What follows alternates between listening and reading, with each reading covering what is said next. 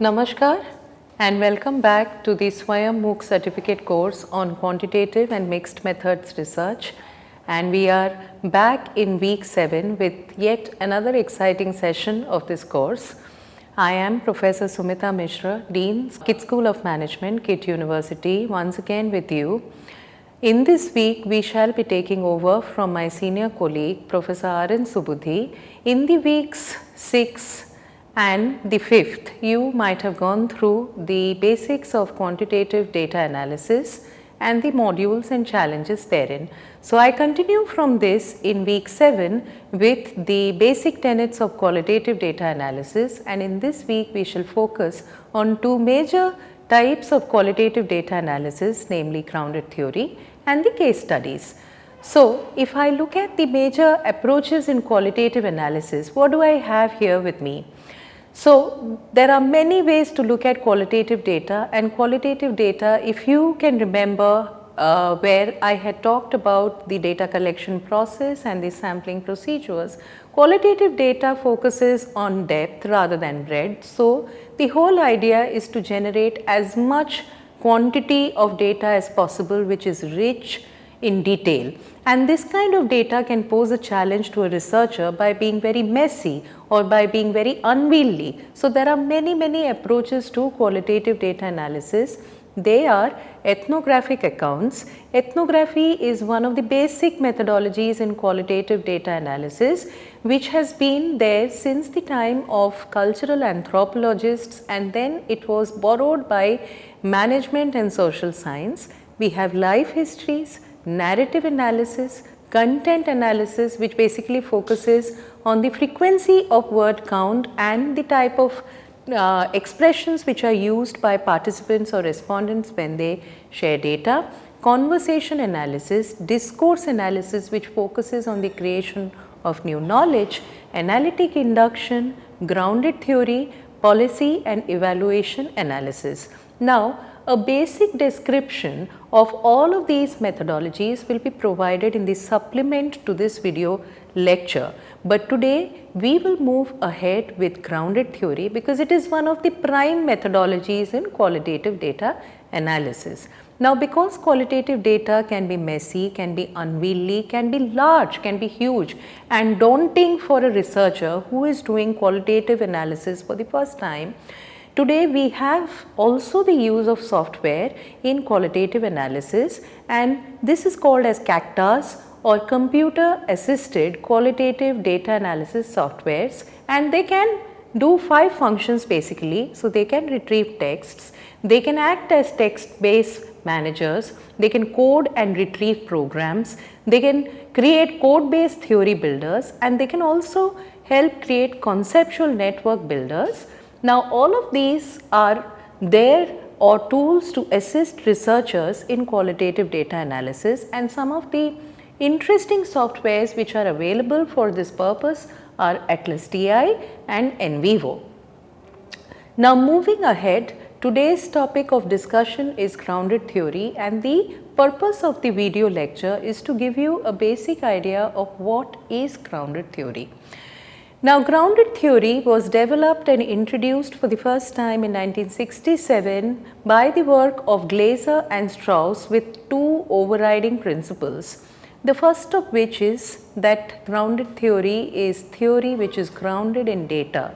So, if I explain this one point further, I will take you back to week 1 when we discussed about deductive and inductive methodologies to research. Now, once again I reiterate to the basic principles of both of these overarching approaches to research.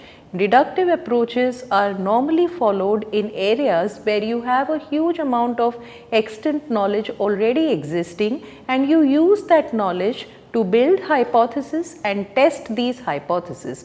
So, the idea in a deductive research is basically theory testing. But inductive research follows a different pattern where you first collect empirical data, primary data or data from the field, and then corroborate it with theory. So, Inductive research is mainly used for theory building, and the overriding principle of inductive research is what grounded theory is all about. So, the principle of theory which is grounded in data follows the inductive paradigm in research methodologies. Now, what is the second principle? Actors make choices based on their perception, which are often accurate in their local contexts. Now, the heart of qualitative research is to understand the local context of an actor or a participant and to analyze the entire data from the perception of that context only. So, that is the reason why qualitative research is grounded in the actor's perception in the local context in which the actor is operating.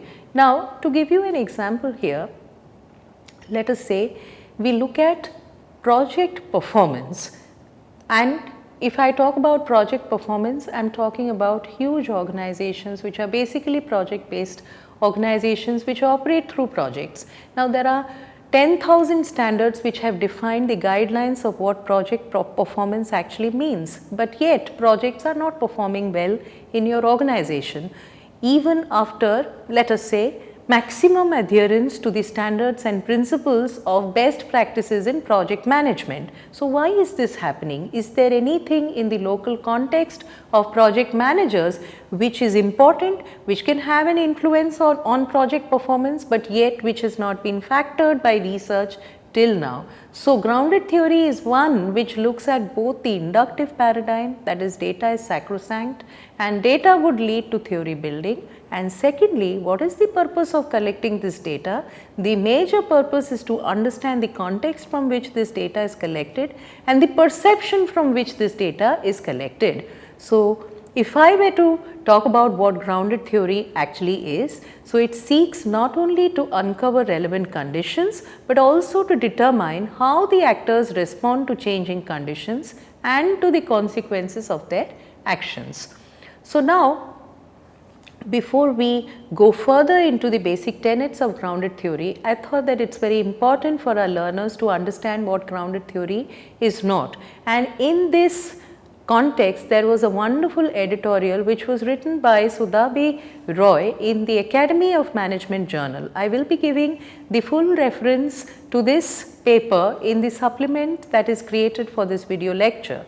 So, basically he pointed out that there are certain areas that we need to keep in mind which actually is not grounded theory and would undermine the value of any research which follows the analytic principles of grounded theory. So, the first is grounded theory may be following the inductive philosophies to creating theory, but grounded theory is not an excuse to ignore the literature.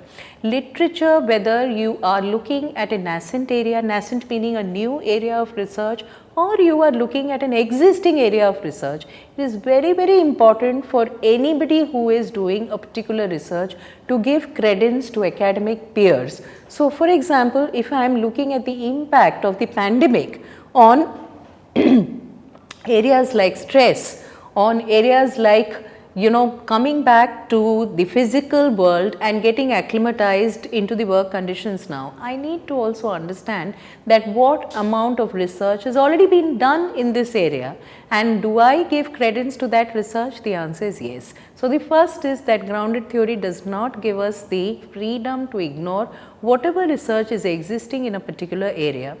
The second is grounded theory is not mere presentation of data. Now, one of the problems with qualitative data is that it is too much. Sometimes it is too rich, sometimes it is vast. So, how do we present this data? Now, but if we look at analytic procedures in qualitative data analysis, it is not mere presentation of data. You must go one step above the data and present the data in terms of theory or build theory out of data. So, the first point here is that there are numerous problems associated with qualitative data analysis, and researchers should be careful of taking these problems into account. And how would they do it? They would do it through a process of culling out theory from the data, and in this supplement, in this video lecture, I will also be giving a basic idea of how that can be done. Grounded theory is not theory testing, word count or content analysis. You are not doing a frequency analysis of words and expressions which are brought forth by the data that you collect. So, we must know that this is not what grounded theory is all about. Grounded theory is not formulaic application of data. So, it is not a logico-deductive approach, as I said from the beginning that it follows a inductive philosophy. There should not be overemphasis on data presentation through the use of software, so that you forget your original research question. One of the reasons why softwares are criticized or critiqued in qualitative data analysis is that they take away the flexibility of the researcher in analyzing and presenting the data. So, the researcher must draw a balance between flexibility in presentation and interpretation of data, and also a balance between presenting the data in a systematic manner which can be read, understood and applied by the scientific community. Lastly, grounded theory is not an excuse for any application of methodology. And what is the meaning of this? That a poorly written methodology offers no rigor for methodology. The base of data analysis is the methodology that you are applying in the study, the research design of the study. So, there should be credibility in methodology, the research design that you apply in the study. Now, we come to the moot question that what is grounded theory? What are the basic tenets? So, the first of these is that data collection and analysis are interrelated, and here I would once again take the learners back to the difference between qualitative data analysis and quantitative data analysis. Now, in quantitative data analysis, all analysis happens after the data is collected, but in qual data analysis, you will find a situation where data collection and data analysis go hand in hand. So, for example, if data analysis is showing a pattern, then data collection must also factor in that pattern. The second point is concepts are the basic point of data analysis. From the raw data, you need to cull out as many concepts as you can. Like I said, that grounded theory is not mere presentation of data that this participant said this or that participant said that. No, it is going one step above the data and trying to build theory out of data. So, gradually with the advance of data collection, these concepts can become more and more abstract. All the concepts that you draw must have relation to one another, and they must coagulate in something called as a storyline. Sampling in grounded theory proceeds on theoretical grounds. So, the term theoretical sampling was first devised, coined by Glaser and Strauss when they described their exposition on grounded theory, and theoretical sampling has been discussed in detail in the video lecture and the supplement in the 4th week of this course. So, I would request learners to go back to the supplement in the 4th week and reiterate to it to understand what theoretical sampling is. And sampling in grounded theory would continue till the point of saturation, where the data that you collect from a participant or from a new respondent will show a pattern, and there is no new theme that would emerge in any new respondent that you add into your sample. There is a process of constant comparison. So, where are you comparing your data with? You compare your data with data, meaning that if I am taking 10 respondents into my sample, I compare the data received from one respondent with the data received vis-a-vis the data received from all the other 9. With other concepts, with any irregularities in data, and above all with the literature. The 6th is at the heart of grounded theory, which is the writing of memos, and these memos are also called as code notes, and they are not just ideas. And this is something that every researcher should maintain when they are doing qualitative data analysis. In this supplement, I will focus on the basics of writing of memos so that people get an idea of how this is done. If we look at the process of analysis, grounded theory follows 3 major processes. The first of them is called open coding, then we would have axial coding, and the last is called as selective coding. So, the entire data analysis follows something called as a coding pattern. Now, let us understand what is the meaning of open coding. Open coding is a step-by-step reading of the interview transcripts and a systematic breakdown of data. Now, let us say I have collected data from 10 respondents. Now, this data, if it is tape recorded and can be retrieved whenever I require it, I can transcribe the data at any given point in time. And what is the meaning of transcribing the data? The meaning of transcribing the data is to create a word by word verbatim transcript of the interview that you have conducted with the respondent. Now, for whatever reasons you are collecting data on a very sensitive issue and the respondent is not very comfortable with a tape recording of the interview, then how would you transcribe the data? Data transcripts then are done within 24 hours of the conduct of the interview, so that you do not lose out on any given point in data. So, the first is the creation of interview verbatim transcripts and a systematic breakdown of those transcripts into codes. Now, what is the meaning of a code? The meaning of a code is putting a conceptual label on the data. And what do you do after putting a conceptual label on the data? You check for similarities and differences between the codes that emerge from the data. So, if I am looking at 10 interview transcripts, my idea is that I break down these data into usable chunks and I put a conceptual label on them, and that conceptual label is called as the open code. Now, to give you an example of the open coding process, this is an example of the open coding process, and this I have taken from an excerpt from the unpublished dissertation of Thomas in 2000 on the meaning of project management. Now, if I look at this, you have project, you have participant, you have a significant statement, interpretation, and something called as coding. Now, these have been created by the researcher. So, if I look at the project is called as project A for purposes of confidentiality. Now, the participant name and the significant statement is a part of the interview. Now, I am reading out the interview statement for the benefit of all learners, so that they understand how coding is done out of data.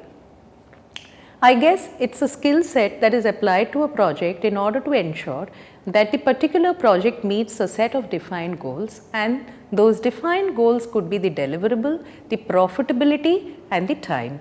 Now, how do I interpret? This is a part of an interview transcript which the respondent has responded or provided in the form of an answer to a question which has been asked.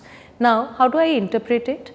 Interpretation is that answer is a guess, there can be a standard textbook definition, and that project needs to meet goals. And from my interpretation, I would create codes, or the researcher would create codes, which is what has happened in this condition. And the coding is a skill set, defined goals, and time, budget, specifications. Okay. So, this is how the data can be converted into usable codes by a researcher after the conduct of an interview. So, the first is the creation of thousands of open codes from whatever interviews you are conducting.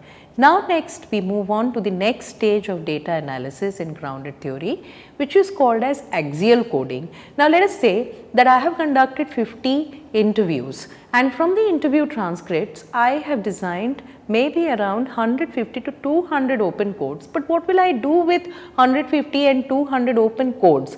I need to now take them further. So, what is that process of taking them further? That is called as axial coding.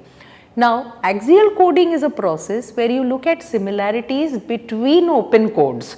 So, if you find open codes which are similar together, you group them into one single category, which you would then call as a axial code. So, that is the second level of coding. And what is the third level of coding?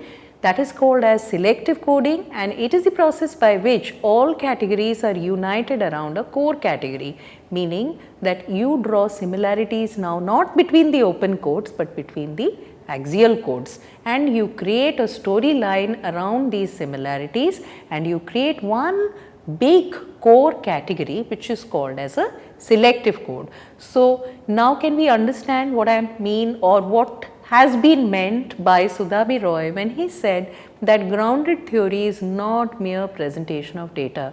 Any student or any researcher who is doing this has got to understand that data needs to generate theory, and the process of generating theory is open, axial, and selective coding.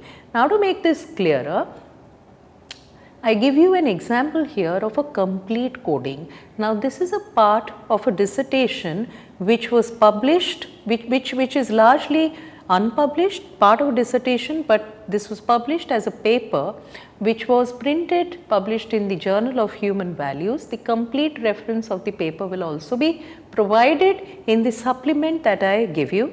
This is a thesis which was awarded in the year 2016, and this is a part of that thesis.